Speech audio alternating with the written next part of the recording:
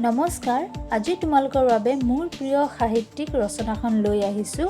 আশা কৰোঁ তোমালোকৰ সহায় হ'ব। আহাচোন ভিডিঅ'টো আৰম্ভ কৰোঁ।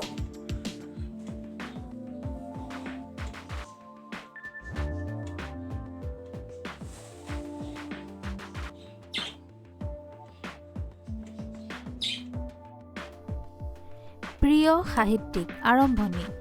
আমি সকলোৱে বিভিন্ন ধৰণৰ কিতাপ, উপন্যাস আদি পঢ়োঁ আৰু সকলোৰে এজন নিৰ্দিষ্ট প্ৰিয় লেখক থাকে, যাৰ লিখনি আৰু চৰিত্ৰসমূহে আমাক বাৰুকৈ আপ্লুত কৰে। এজন পঢ়ুৱৈ হিচাপে মই বহুতো সাহিত্যিকৰ লিখনি পঢ়িছোঁ, যেনে লক্ষীনাথ বেজবৰুৱা, চন্দ্ৰকুমাৰ আগৰৱালা, ভৱেন্দ্ৰনাথ শইকীয়া আদি। কিন্তু সকলোৰে ভিতৰত মোৰ প্ৰিয় হৈছে লক্ষীনাথ বেজবৰুৱাদেৱ।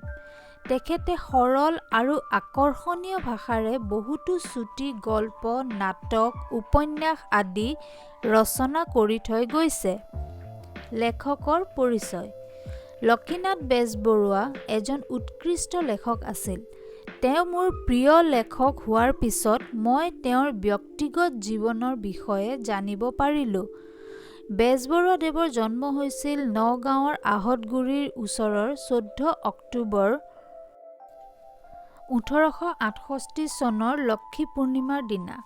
তেখেতৰ পিতৃৰ নাম দীননাথ বেজবৰুৱা আৰু মাতৃ আছিল থানেশ্বৰী দেৱী।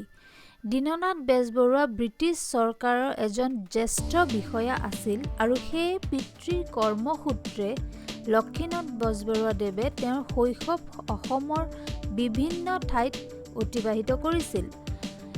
তেওঁ শিৱসাগৰ হাইস্কুলৰ পৰা প্ৰাৰম্ভিক শিক্ষা লাভ কৰে আৰু 1886 চনত প্ৰৱেশিকা পৰীক্ষাত উত্তীৰ্ণ হয়।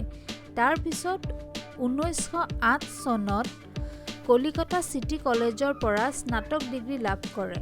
স্নাতক হোৱাৰ পিছত বেজবৰুৱাদেৱে কলিকতা বিশ্ববিদ্যালয়ত MA আৰু আইনৰ শিক্ষা লয় যদিও ডিগ্ৰী নোলোৱাকৈ সমাপ্ত কৰে। সেই সময়তে অসমৰ প্ৰখ্যাত ব্যৱসায়ী ভোলানাথ বৰুৱাৰ লগত লগ লাগি কাঠৰ ব্যৱসায় আৰম্ভ কৰে। লক্ষীনাথ বেজবৰুৱাই মহান কবি ৰবীন্দ্ৰনাথ ঠাকুৰৰ ভাতিজী প্ৰজ্ঞা সুন্দৰী দেৱীক বিয়া কৰায়। 1938 চনৰ 26 মাৰ্চত ডিব্ৰুগড়ত লক্ষীনাথ বেজবৰুৱাদেৱৰ মৃত্যু হয়। সাহিত্যলৈ অৱদান। লক্ষীনাথ বেজবৰুৱা জোনাকী যুগৰ এজন সাহিত্যিক আছিল। তেখেতৰ ৰচনাৰাজি হৈছে আত্মজীৱনী হ'ল মোৰ জীৱন সোঁৱৰণ,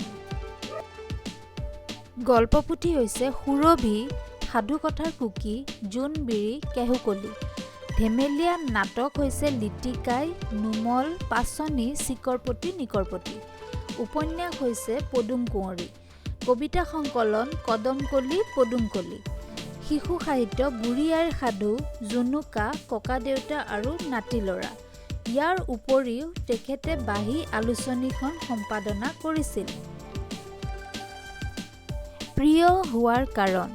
মই লক্ষ্মীনাথ বেজবৰুৱাদেৱক তেওঁৰ হাস্যৰস আৰু সৃজনীশীলতাৰ বাবে ভাল পাওঁ। তেওঁ জানিছিল কেনেকৈ শিশুসকলৰ মন কৌতূহলী কৰি ৰাখিব লাগে। আটাইতকৈ গুৰুত্বপূৰ্ণ কথাটো হ'ল তেওঁৰ কিতাপবোৰৰ দৃষ্টান্তবোৰে মোক সদায় আকৰ্ষিত কৰিছিল। অনন্য ব্যক্তিত্বৰ সৈতে বিচিত্ৰ চৰিত্ৰবোৰ পঢ়ি আনন্দিত হওঁ। শেষত তেওঁৰ ভাষা ইমান সৰল যে সহজে বুজি পোৱা যায়। সামৰণি। সাহিত্যৰথী ৰসৰাজ লক্ষ্মীনাথ বেজবৰুৱাদেৱে অসমীয়া সাহিত্যক ৰসাল কৰি থৈ গৈছে।